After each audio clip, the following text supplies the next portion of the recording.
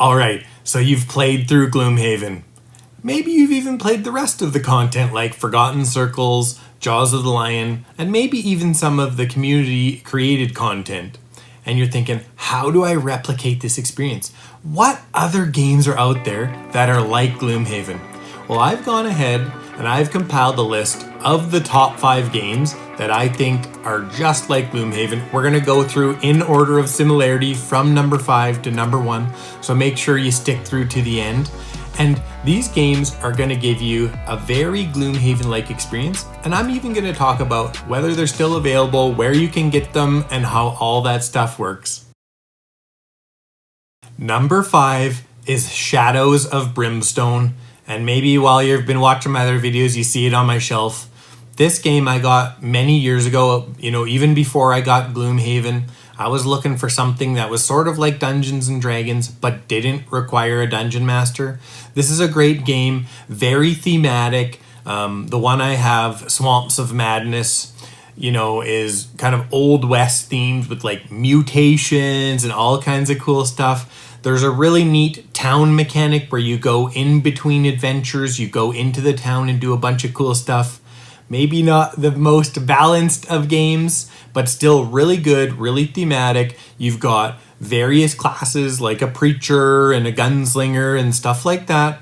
And you can go ahead and level them up, choose different variable powers. It's got tactical combat like Gloomhaven. So, you move around on maps and you use ranged weapons and use melee and some really cool stuff like that. It also has a campaign of sorts. So it's got different missions, but they're not linked together in an overarching narrative. So you've got character progression from, story mission to story mission, let's call them. But the stories aren't actually linked. It's more like a thematic kind of description that tells you what's happening. And then you play it, you level up your characters each time, you go back to town, and then you play another adventure. So not all tied together, but still a campaign of sorts. And also there's another really cool mechanic I love in this game. You essentially can go through a gate and then go into like an alternate world where the gear is totally different and I believe better. I mean, maybe that's subjective. But anyways, lots of cool stuff going on here. Go ahead, check it out. It's been out for I think about 7 years, and it has a bunch of core sets because it's been around for so long, and each one has a different theme. We've got Forbidden Fortress, we've got Swamps of Death, we've got City of the Ancients, and more. And each of them has, a different theme and different characters that are a part of that theme. And so there's a ton of variability in here. So that, if you're really partial to a particular theme, you can go ahead and buy that core set. So is Shadows of Brimstone still available? Yeah, it pretty much is. I think there's some sets that are harder to find. Go ahead, check it out. It's Flying Frog Productions is who makes it. And then you can check out Amazon or something along those lines as well. I'll leave links down in the description. At number 4, we've got Too Many Bones, which is billed as a tactical dice builder RPG. It's a really cool game. It's made by these guys called Chip Theory Games. They have a bunch of other games. Essentially, they use really high quality poker chips for, monsters and for players. And in this case, they're actually called gear locks is what they're called. It's a really cool theme. It's kind of hard to explain. I'm putting a bunch of images up here on the screen so that you can kind of see what it looks like. You're going to have these characters and they've got all these really cool abilities. And then on the dice, like there's all these individual dice that, these guys create that have different symbols on them corresponding to different abilities. And, sometimes you have to have, prerequisite abilities where you get a weaker ability and then you have to move along kind of like a build path to get the strongest ability. There's a ton of variability in how you can build these classes out. It's kind of like Gloomhaven where each class is going to have a few different build paths. Super fun. The combat is not quite as good as Gloomhaven's though. It's on this little map, and they've made some additions to this in later expansions. like Undertow, where they've added water on the sides. However, there's not quite as much movement. But when you do move, it makes a big difference. Great game. I've played it a lot, and I have a really fun time with it. You know, trying out all those builds and trying to figure out, you know, which character works the best. It doesn't have a campaign in the original box. It's kind of just, you know, one-shot missions, let's call them. But it does have cards like the Road and City events in Gloomhaven. But later on, there are expansions which allow you to run a persistent campaign. Now, it's not like Gloomhaven. It doesn't have an overarching story. But what it does is it links, you know, a bunch of sessions, 7 of them, and you fight, you know, essentially these guys. They're called tyrants. They're like the big bosses of each level. You play 7 in a row, and your characters change over time with things called scars and boons.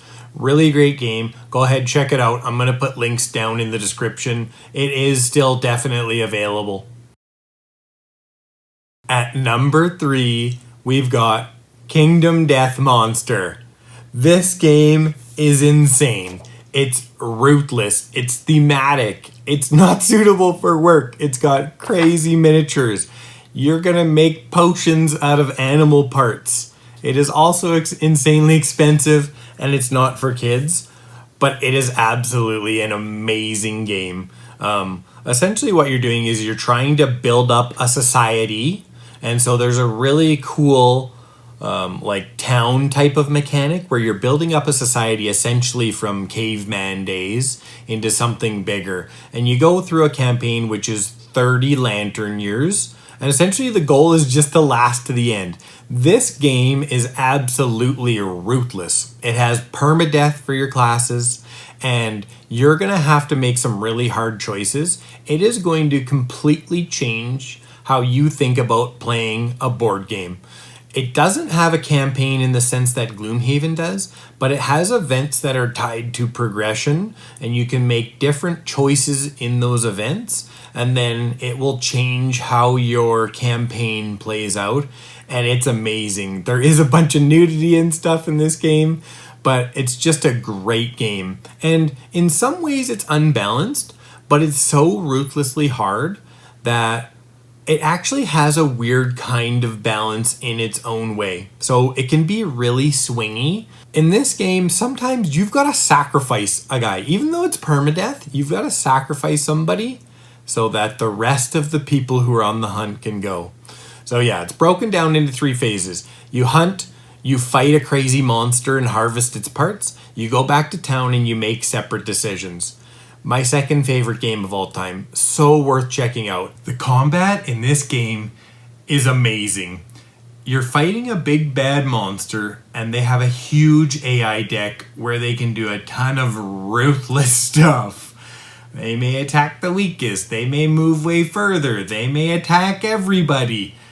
Everyone has a ton of description, and it's very different from the others. And there's a ton of different effects. And if you've ever wanted to have your face ground into the ground by a huge armored boot, this is the game for you.